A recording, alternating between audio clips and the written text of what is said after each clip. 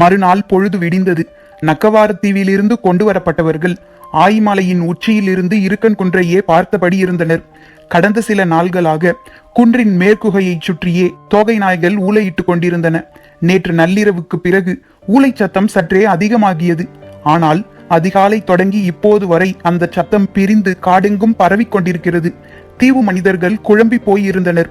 செய்தி உதயஞ்சேரலுக்கு சொல்லப்பட்டவுடன் அவனும் அமைச்சன் நாகரையரும் ஆயிமலைக்கு மேலேறி வந்தனர். குழப்பத்தில் நின்றிருந்த தீவு மனிதர்களிடம் என்ன நிலைமை என்று கேட்டான் அமைச்சன். எதிரிகள் தோகை நாய்களை ஏதோ செய்துவிட்டார்கள். அவை அனைத்தும் காடுகளுக்குள் சிதறி ஓடிக்கொண்டிருக்கின்றன. அவற்றை விட கொடிய வேட்டை விலங்கு ஒன்றை ஏவி விட்டுள்ளனர். அதனால்தான் அவை இப்படி சிதறி ஓடுகின்றன.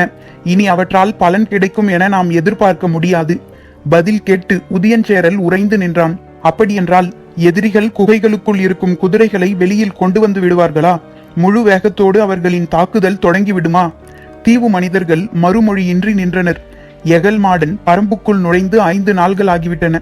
நமது திட்டப்படி வலதுபுற கணவாயின் வழியாக துடும்பனின் தலைமையிலான படை வந்து சேரும் என்ற நம்பிக்கையில் போய்க் கொண்டிருக்கிறான்.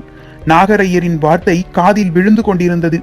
ஆனால் அதை கவனிக்கும் நிலையில் உதயஞ்சேரல் இல்லை. பரம்பின் உட்காடுகளுக்குள் தனித்து விடப்பட்ட எகல்மாடனின் படை என்னவாக போகிறது என்பது அவனது மனக்கண்ணில் தெரிந்து கொண்டிருந்தது. 2ஆம் நாள் மாலை நேரம் நெருங்கிய பொழுது குளம் நோக்கி நகர்ந்து கொண்டிருந்தது சோழனின் யானைப்படை. அதன் தளபதி அரிஞ்சயன் அளவற்ற மகிழ்வில் இருந்தான். வட்டாற்றில் திரும்பியதிலிருந்து யானைகளுக்கு போதுமான நீர் கிடைக்கவில்லை. நிலைமையை எப்படி சமாளிக்கப் போகிறோம் என தெரியாமல் திணறிக் கொண்டிருந்த போதுதான் குளம் இருப்பது பற்றிய செய்தி வந்தது. அதன் பிறகு நெடுங்காடர்கள் தளபதி சிவியன் நேரில் போய் பார்த்தான். குளத்து நீரில் நஞ்சேதும் இல்லை என்று உறுதிப்படுத்திய பிறகுதான் அதை நோக்கி யானைகளை செலுத்த அரிஞ்சயன் அனுமதி அளித்தான். இந்த படையெடுப்பே யானைப்படையை மையப்படுத்தியதுதான். அடர்காடுகளில் காட்டு மனிதர்களை எதிர்கொள்ள யானைப்படையை மையப்படுத்திய போர் உத்திதான் வெற்றியை தேடித்தரும். அதுவும் அரிஞ்சயன் போன்ற அனுபவமேறியவர்களின் கீழ் இயங்கும் யானைப்படை வெற்றியை எளிதில் ஈட்டும். சோழர்களின் படைத்தொகுப்பில் இருந்த மொத்த யானைகளில் சரிபாதிக்கும் குறைவான யானைகளைத்தான் இந்த படையெடுப்புக்கு தேர்வு செய்தான் அரிஞ்சயன். சிறந்ததொரு போர் யானை தந்தங்களை கொண்டு 14 முறைகளில் தாக்கும் பயிற்சியை பெற்றிருக்கும். முகத்துக்கு நேராக தந்தத்தை குத்தி செருகுவது, குறுக்காக கொடுத்து குத்தி தூக்குவது, இரு பக்கங்களிலும் 2 தந்தங்களால் குத்துவது, எதிர் யானையின் தந்தவட்ட உதடு நோக்கி குத்துவது, பக்கவாட்டில் சாய்த்து குத்துவது, பக்கங்களில் நேராக குத்துவது, கண்ணிமைக்கும் நேரத்தில் துதிக்கையின் நடுவில் குத்தி தூக்குவது, எதிர் யானையின் தலையை குறுக்கே பிடித்து ஒரு தந்தத்தால் குத்துவது, கோபத்தோடு எதிர் யானையின் திட்டாணியில் அடித்திழுத்து தந்தத்தை செருகுவது, உடலை பின் சுற்றி பின் பாய்ந்து குத்துவது ஆகியன உள்ளிட்ட 14 வகையான தந்த தாக்குதலில் தேர்ந்த யானைகளை மட்டுமே இந்த படையெடுப்பில் பங்கேற்கச் செய்தான் அரிஞ்சயன். அவ்வளவு சிறந்த போர் பயிற்சியுடைய யானைகளை கொடும் வெக்கையில் போதிய நீரின்றி தொடர்ந்து நடக்க வைத்துக் கொண்டிருக்கிறோமே என்று கவலை கொண்டிருந்தவன் குளம் கண்டு கவலை நீங்கினான். முதலில் 5 வகைமையர்களின் தலைமையிலுள்ள 50 யானைகளை நீர் அருந்த அனுப்பினான். நீர் உறிஞ்சும் ஓசையிலே அவற்றின் தாகத்தை அறிய முடிந்தது. அதே போன்று 5 வகைமையரின் தலைமையில் குளம் நோக்கி 50 யானைகளாக அனுப்பினான் அரிஞ்சயன். பொழுது மங்கி இருள் கூடும் வரை யானைகள் அணிவகுத்து போய் நீர் அருந்தி திரும்பிக் கொண்டிருந்தன. ஏற்கனவே வகுக்கப்பட்ட ஒழுங்கின் அடிப்படையில் அவை வட்டாற்றில் நிலை கொண்டன. பிட்டனின் குழப்பம் இந்த கணம் வரை நீங்கவில்லை. சோழப்படையின் கரையோர பகுதிகளில் நிற்பவர்கள் நெடுங்காடர்கள் என்பது பாரிக்கும் பிட்டனுக்கும் மட்டுமே தெரியும்.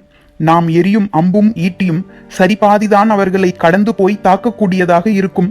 அப்படி இருந்தும் தாக்குதலுக்கு பாரி ஆயத்தமாகியுள்ளான் என்றால் தெளிவான உத்தியை வகுத்துவிட்டான் என பொருள். அந்த உத்தி குலத்தோடு தொடர்புடையதாக இருக்கிறது. என்ன அது என்று விடை தெரியாத கேள்வியோடு உத்தரவுக்காக காத்து நின்றான் பிட்டன். ஆற்றின் 2 கரைகளிலும் உள்ள மரங்கள் தம்முடைய கிளைகளில் எண்ணிலடங்கா வீரர்களை சுமந்தபடி சிலிர்த்து நின்றன. 6வது முறை 5 வகைமையரின் தலைமையில் 50 யானைகளை அனுப்பிய போது குளத்து நீர் ஏறக்குறைய வற்றி தரை தொட்டு கிடந்தது. ஆனாலும் யானைகளின் துதிக்கைகள் உறிஞ்சி எடுத்தன. எல்லா யானைகளும் நீர் அருந்தி முடிக்கும் வரை அரிஞ்சயன் குளக்கரையிலே நின்றிருந்தான். கடைசி வரிசையில் வந்த யானைகளும் குளம் விட்டு அகன்றன. அரிஞ்சயன் அளவற்ற மகிழ்வடைந்தான். இனி பிரச்சனை ஏதும் இருக்காது, சமாளித்து விட முடியும் என்ற நம்பிக்கை உறுதியானவுடன் அதை வேந்தனிடம் தெரிவிக்க குதிரையில் விரைந்தான். படை அணிவகுப்பில் யானைப்படையை கடந்து காலாட்படை தொடங்கும் இடத்தில் செங்கன சோழனுக்காக கூடாரம் அமைக்கப்பட்டிருந்தது. ஆற்றின் நடுவில் அமைக்கப்பட்டிருந்த அந்த கூடாரத்தை கவச வீரர்கள் காத்து நின்றனர். உள்ளே வேந்தனுக்கு உணவு பரிமாறப்பட்டு கொண்டிருந்தது. கூடாரம் வந்த அரிஞ்சயன் உணவு முடியட்டும் என காத்து நின்றான். அணிவரிசையின் முன்புறம் நின்றிருந்த யானைகளிடம் இருந்து சற்றே வேறுபட்ட ஒலி எழுவதை கேட்க முடிந்தது. போதுமான அளவு நீர் குடித்த தெளிச்சியில் எழுப்பப்படும் ஒலி இது என எண்ணியபடி வேந்தனுக்காக காத்திருந்தான் அரிஞ்சயன். இதைவிட பேரொலி கொண்ட யானை பிளிரலை எதிர்பார்த்து மலையின் மேல் காத்திருந்தான் பாரி. அவனை சுற்றி நின்றிருந்த 12 வீரர்களும் அவன் சொல்லப்போகும் உத்தரவை பிட்டனின் தலைமையிலான இடதுபுற படைக்கும் இரவாதனின் தலைமையிலான வலதுபுற படைக்கும் தெரிவிக்க காத்து கொண்டிருந்தனர். நிலவற்ற வானில் இருள் அப்பி கிடக்கும் இந்த பொழுதில் ஒளியின் மூலம் மட்டுமே ஆற்றின் எதிர் திசையில் இருக்கும் இரவாதனுக்கு மறைக்குறிப்பை கடத்த முடியும். பிட்டனும் பாரியும் ஒரே திசையில்தான் மேலும் கீழும் நிற்கின்றனர். எனவே இவர்களுக்கு ஓசையின் மூலம் மறைக்குறிப்பை கடத்திவிடலாம். எல்லா ஏற்பாடுகளும் ஆயத்த நிலையில் இருந்தன. பாரியோ வட்டாற்றில் நிறுத்தப்பட்டிருக்கும் யானைப்படையின் பிளிரல் ஓசையை எதிர்பார்த்து காத்திருந்தான். இவ்வளவு சிறந்ததொரு வாய்ப்பு கிடைக்கும் என பாரி எதிர்பார்க்கவில்லை. இன்னும் சில நாள் பயணத்துக்கு பிறகுதான் அவன் தாக்குதலுக்கு திட்டமிட்டிருந்தான். சிறுகானத்தை கடந்து உப்பாறைக்கு போகும் வழி மிக குறுகிய கணவாய் அமைப்பை கொண்டது. அந்த இடம் நெடுங்காடர்களால் தடுப்பரணையோ வலை பின்னலையோ உருவாக்க முடியாது. முழுமையான பாறை பிளவு அது. பிளவின் மேலிருந்து தாக்குதல் தொடுத்தால் படையின் முன்புற அணியை மிக குறுகிய நேரத்தில் முழு முற்றாக அழிக்க முடியும். எதிர்பாராத அந்த தாக்குதல் அவர்களின் கட்டுக்கோப்பை எளிதில் சிதறடிக்கலாம். நெடுங்காடர்களுக்குத்தான் காடு பற்றிய அச்சம் இருக்காது. ஆனால் சோழப்படையினர் அனைவருக்கும் காட்டில் பார்க்கும் ஒவ்வொரு காட்சியும் அச்சத்தை உருவாக்கும். எங்கெங்கும் இருந்து மேலெழும் அம்புகளாலும் ஓசைகளாலும் முழக்கங்களாலும் அவர்களின் உறுதியை முற்றிலுமாக சிதைக்கலாம். அதன் பிறகு பரம்பு வீரர்கள் சூறையாடலை தொடங்கலாம் என்றுதான் திட்டமிட்டிருந்தான் பாரி. ஆனால் பிட்டன் நீர்வற்றா குளம் ஒன்று இருப்பதை பற்றிய செய்தியை சொன்னவுடன் தனது திட்டத்தை மாற்றிக்கொண்டான். நீர்ப்பசை இருக்கும் பாறை பிளவுகளிலும் மரச்செதில்களிலும் சங்கு அட்டைகள் இருக்கும். மற்ற அட்டை பூச்சிகளுக்கு குருதியை உறிஞ்சும் வாய்ப்பகுதி ஒன்றுதான் உண்டு. ஆனால் சங்கு அட்டை பூச்சியானது விரிசங்கு வடிவிலானது. அதன் எல்லா முனைகளிலும் குருதி உறிஞ்சும் வாய்கள் உண்டு. மிக அரிதான உயிரினமான இது மறையாற்றின் பகுதிகளில் உள்ள மர இடுக்குகளிலும் பாறை இடுக்குகளிலும் அதிகம் இருக்கும். அதனாலேயே மக்கள் அந்த காட்டுக்குள் போக மாட்டார்கள். ஆனால் இப்போது சங்கு அட்டைகள் தான் மிக அதிகமாக தேவைப்பட்டன. குளம் பற்றிய செய்தியை அறிந்தவுடன் மறையாற்றின் பகுதியில் இருக்கும் சங்கு அட்டையை சேகரிக்க கட்டையர்களுக்கு கமுக்கமாக உத்தரவிட்டான் பாரி. 6 ஊர் கட்டையர்களும் மறையாற்றின் அடர் காட்டுக்குள் இறங்கினர். எண்ணற்ற சுரை குடுக்கையில் சங்கு அட்டையை நாள் முழுவதும் சேகரித்தனர். மருத்துவர்கள் தந்த செவ்வெண்ணெயை கைகளில் தேய்த்து கொண்டுதான் அவற்றை பிடித்தனர். அப்படியும் பிடித்தவர்களின் கைகள் எங்கும் குருதி கொட்டியபடியே இருந்தது. அன்று இரவே குடுவையில் இருந்த சங்கு அட்டைகள் முழுவதையும் அந்த குளத்துக்கு போய் சேர்த்தனர். குளம் முழுக்க எல்லா பகுதிகளிலும் பரவுமாறு சங்கு அட்டைகளை கொட்டிவிட்டு சுரை குடுக்கையை எடுத்து வந்துவிட்டனர். சங்கு அட்டைகள் நீரின் அடிவார பாறைகளிலும் மண்ணோடும் நீர் மீது மிதக்கும் செத்தைகளிலும் அப்பி கிடந்தன. சோழர்களின் தூசிப்படை மருத்துவர்களும் குறுங்காடர்களும் குளத்து நீரில் நஞ்சு கலக்கப்பட்டுள்ளதா என சோதித்து பார்த்துவிட்டு நஞ்சு ஏதும் கலக்கவில்லை, யானைகள் நீர் அருந்தலாம் என்று கூறினர். அதைத் தொடர்ந்து யானைகள் குளத்தடிக்கு வந்து நீள் துதிக்கையால் நீரை உறிஞ்சின. நீரின் மேற்புறமும் அடிவாரத்திலும் இருந்த சங்கு அட்டைகள் உறிஞ்சப்படும் நீரினூடே துதிக்கைக்குள் போய்விட்டன. முதலில் வந்து நீர் குடித்த யானைகளின் துதிக்கைக்குள் ஓரிரு அட்டைகள் உள்ளே போயின.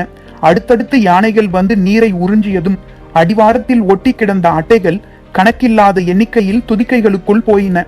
உள்ளே போய் துதிக்கையின் சதைக்குள் ஒட்டிய சங்கு அட்டைகள் குருதியை உறிஞ்சத் தொடங்கிய போதுதான் விளைவு வெளிப்பட தொடங்கியது. கூடாரத்துக்குள் உணவு உண்டு முடித்த செங்கன சோழனிடம் யானைகள் அனைத்தும் நன்றாக நீர் அருந்திவிட்டன, இனி நமக்கு கவலை வேண்டாம் என்று அரிஞ்சயன் சொல்லிக் கொண்டிருந்த போது யானைகளின் பிளிரல் தொடங்கியது. ஒன்று மாற்றி ஒன்றாக இருளின் திசைக்குள்ளிருந்து பிளிரல் ஓசை மேலேறி வந்தது. அரிஞ்சயன் கூடாரத்துக்குள்ளிருந்து வேகமாக வெளியில் வந்தான். ஒவ்வொரு சங்கு அட்டைக்கும் 6 முனைகளில் 6 வாய்ப்பகுதிகள் உண்டு. 6ம் ஒரு சேர குருதியை உறிஞ்சும் போது அந்த இடத்தில் சதையே பீத்து கொண்டு வருவது போல இருந்தது. அதுவும் துதிக்கைக்குள் இந்த குடைச்சல் தொடங்கியதும் யானைகள் தலையை மறுத்து மறுத்து ஆட்டி துதிக்கையை இங்கும் அங்குமாக வீசி சுழற்றின. சிறு சிறு சலசலப்புகள் யானை படைக்குள் உருவாகத் தொடங்கிய போது பாகன்கள் எல்லோரும் யானைகளை அமைதிப்படுத்தி நின்ற நிலையில் இருந்து உட்காரும் நிலைக்கு அமர்த்தி வைக்க முயன்றனர். அப்போதுதான் இடது மூலையில் இருந்த யானை ஒன்று பெரும் பிளிரலோடு துதிக்கையை தூக்கி இரு பக்கங்களும் அடித்தது. பக்கத்தில் இருந்த யானைகள் மிரண்டு விலகின.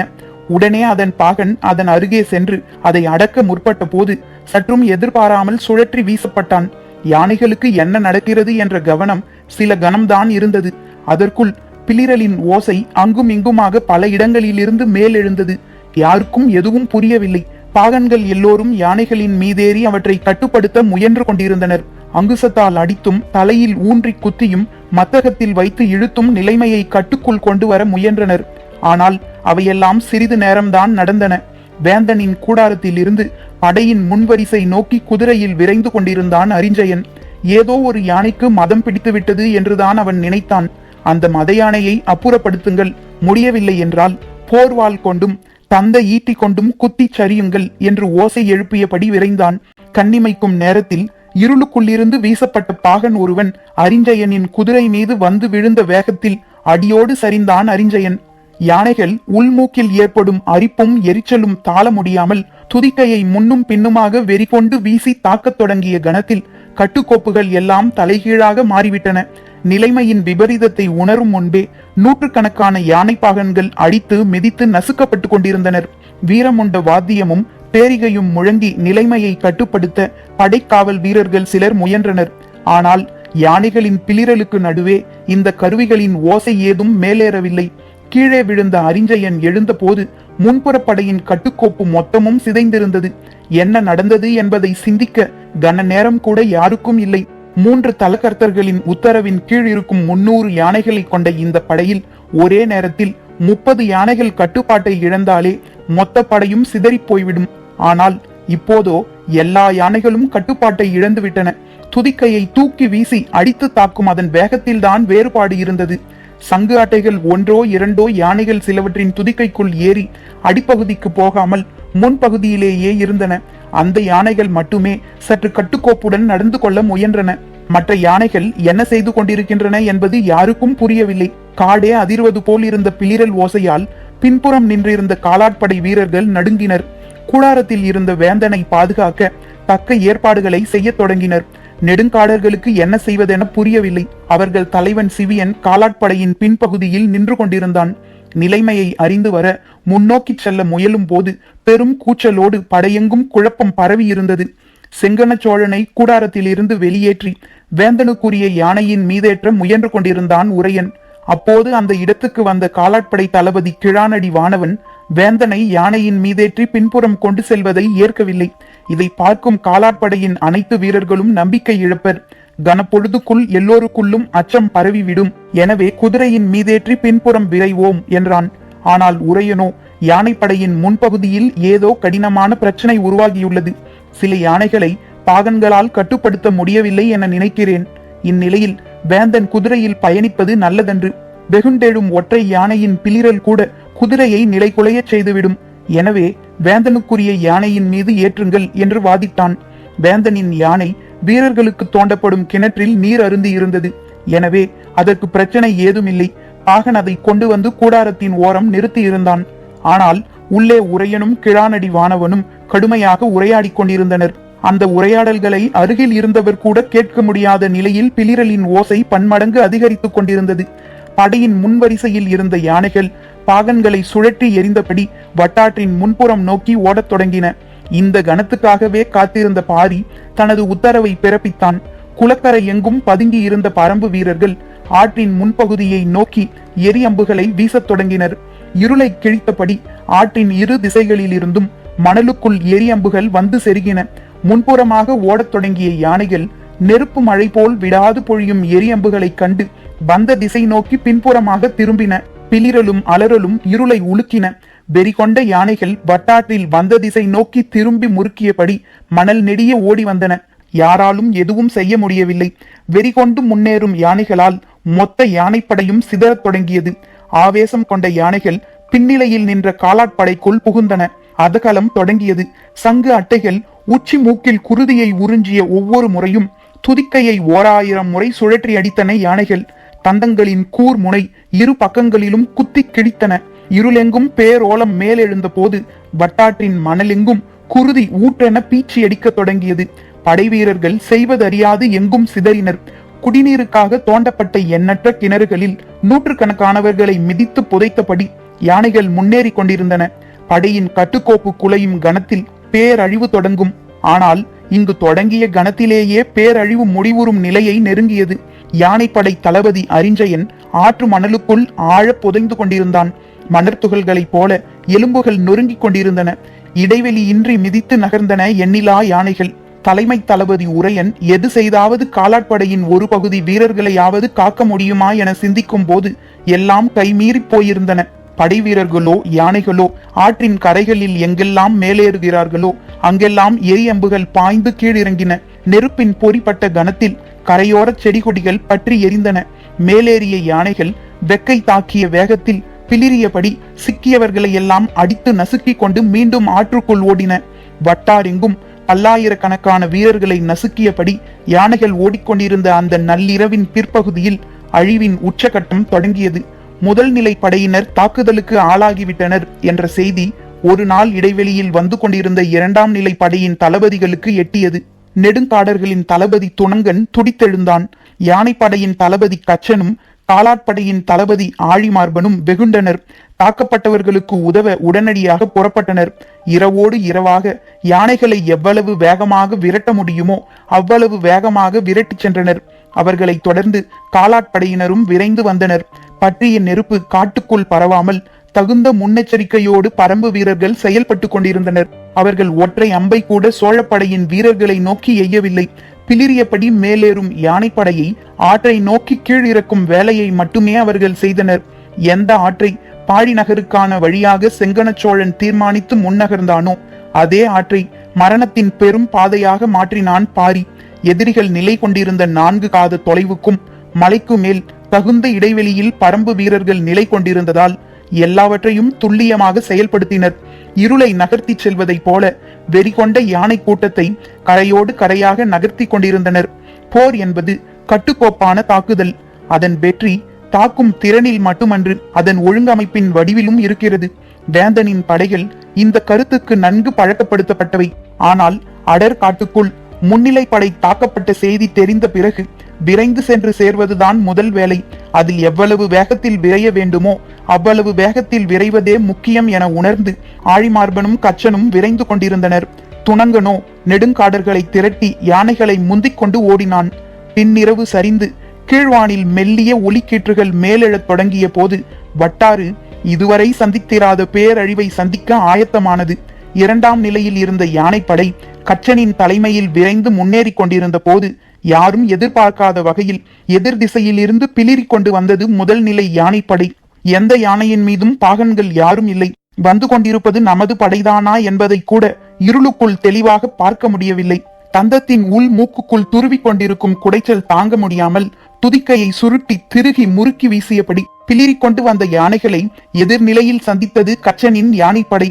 ஒரு யானையின் குருதி பல 100 வீரர்களின் குருதிக்கு சமம். தந்தங்களை கொண்டு 14 விதங்களில் தாக்குவதற்கு பயின்ற யானைகள் இருள் முடியும் கணத்தில் ஒன்றுடன் ஒன்று நேர்கொண்டு மோதின. இதுவரை யாரும் கேள்விப்பட்டிராத பேரழிவு நிகழத் தொடங்கியது. உச்சி மண்டைக்குள் குருதியை உறிஞ்சி குடிக்கும் சங்கு அட்டைகளால் ஏற்படும் வேதனை தாங்காமல் துதிக்கை கொண்டு தமது தலையின் கும்பங்களையே நொறுக்குவது போல் அடிக்கும் யானைகள் எதிரில் சிக்கும் யானைகளை விட்டுவிடவா செய்யும்? சுழற்றி அடித்து தந்தத்தால் குத்தி தூக்கின. மணிக்கட்டிலும் மார்பிலும் கமுக்கட்டையிலும் விலாப்புற மடிப்பிலும் வயிற்றிலும் குத்தி தள்ளப்பட்ட எண்ணிலடங்கா யானைகள் எழுப்பிய ஓலம் காட்டை உறையச் செய்தது. வட்டாற்று கொதிமணல் குடித்து முடியாத கருங்குருதி விழுந்து கிடந்த யானைகளுக்கு நடுவில் வீரர்களின் உடலை இழுத்து நகர்த்தியது. குருதி குடித்த வட்டாற்று மணற்பரப்பு மணிக்கற்களை போல ஒளி வீசியது.